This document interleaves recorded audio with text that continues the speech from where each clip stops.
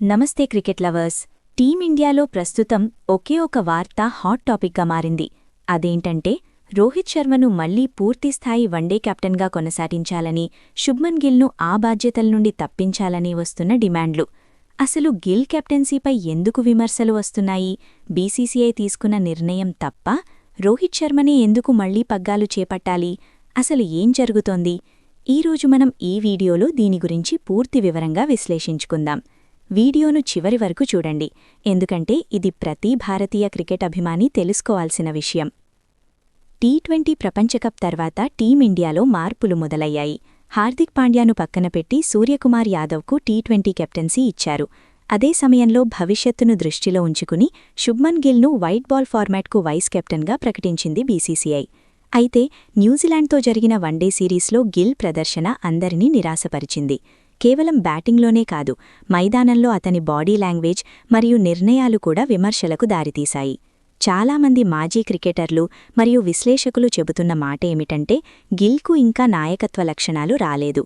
బ్యాటర్గా అతను అద్భుతమే కావచ్చు, కానీ టీమిండియా వంటి భారీ జట్టును నడిపించే కెపాసిటీ అతనికి ఉందా అనే ప్రశ్నలు తలెత్తుతున్నాయి. మరోవైపు రోహిత్ శర్మ గురించి మాట్లాడుకుంటే 2023 వన్డే ప్రపంచకప్లో భారత్ ఫైనల్ వరకు వెళ్లిందంటే దానికి కారణం రోహిత్ కెప్టెన్సీ మరియు అతని నిస్వార్థమైన బ్యాటింగ్. 37 ఏళ్ల వయసులో కూడా రోహిత్ ఫిట్నెస్తో ఉంటూ జట్టును ముందుండి నడిపిస్తున్నాడు. రోహిత్ శర్మ మైదానంలో ఉంటే బౌలర్లకు ఒక ధైర్యం, ఫీల్డర్లకు ఒక స్పష్టత ఉంటుంది. యువ ఆటగాళ్లను ఎలా హ్యాండిల్ చేయాలో రోహిత్కు బాగా తెలుసు.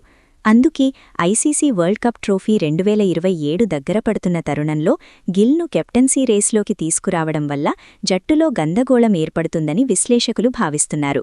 అందుకే రోహిత్ను కనీసం 2027 వరకు పూర్తి బాధ్యతలతో ఉంచాలని పెద్ద ఎత్తున డిమాండ్ వినిపిస్తోంది. న్యూజిలాండ్తో జరిగిన వన్డే సిరీస్లో భారత్ ఓడిపోవడం ఫ్యాన్స్ను తీవ్రంగా కలిచివేసింది. దాదాపు 37 ఏళ్ల తర్వాత న్యూజిలాండ్పై వన్డే సిరీస్ కోల్పోవడం ఒక అవమానంగా భావిస్తున్నారు. ఆ కెప్టెన్సీ బాధ్యతలిస్తే బ్యాటింగ్ మీద ప్రభావం పడుతుందేమో అన్న భయం కూడా ఉంది. గతంలో చాలామంది గొప్ప బ్యాటర్లు కెప్టెన్సీ వల్ల తమ సహజ సిద్ధమైన ఆటను కోల్పోయారు. గిల్ విషయంలో కూడా అదే జరుగుతుందా? యువ ఆటగాడిపై ఇప్పుడే అంత భారం వేయడం కరెక్టేనా? గిల్ను కెప్టెన్సీ బాధ్యతల నుండి తప్పించి అతన్ని కేవలం బ్యాటింగ్పై దృష్టి పెట్టేలా చెయ్యాలని అభిమానులు కోరుతున్నారు. ముందే చెప్పుకున్నట్టు 2027లో ఐసీసీ వరల్డ్ కప్ ఉంది. సౌత్ ఆఫ్రికా వేదికగా జరగనున్న ఈ టోర్నీలో భారత్ గెలవడం చాలా ముఖ్యం. ఇలాంటి హై ప్రెషర్ టోర్నమెంట్లలో రోహిత్ శర్మలాంటి అనుభవమున్న నాయకుడు అవసరం. గిల్ ఇంకా నేర్చుకునే దశలో ఉన్నాడు. గిల్ను భవిష్యత్తు కెప్టెన్గా తయారు చేయాలనుకుంటే అతన్ని దేశవాళీ క్రికెట్లో లేదా ఐపీఎల్లో తనను తాను నిరూపించుకొనివ్వాలి. నేరుగా టీమిండియా వన్డే జట్టుకు నాయకత్వ బాధ్యతలివ్వడం వల్ల జట్టు సమతుల్యత దెబ్బతినే అవకాశముంది.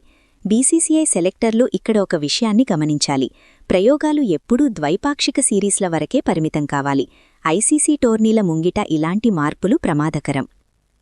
చివరగా, క్రికెట్ అనేది కేవలం గణాంకాల ఆట మాత్రమే కాదు, అది ఎమోషన్ మరియు సరైన సమయంలో తీసుకునే సరైన నిర్ణయం. రోహిత్ శర్మను కెప్టెన్గా కొనసాగించడమంటే అది టీమిండియా విజయానికి వేసే బాట అని చెప్పవచ్చు. శుభ్మన్ గిల్కు ఇంకా సమయముంది. అతను ఖచ్చితంగా భవిష్యత్తు స్టార్.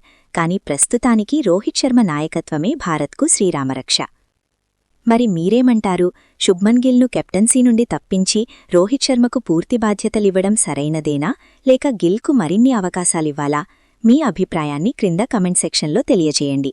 ఈ వీడియో మీకు నచ్చినట్లయితే లైక్ చేయండి, షేర్ చేయండి మరియు ఇలాంటి మరిన్ని క్రికెట్ అప్డేట్స్ కోసం మా ఛానల్ను సబ్స్క్రైబ్ చేసుకోండి.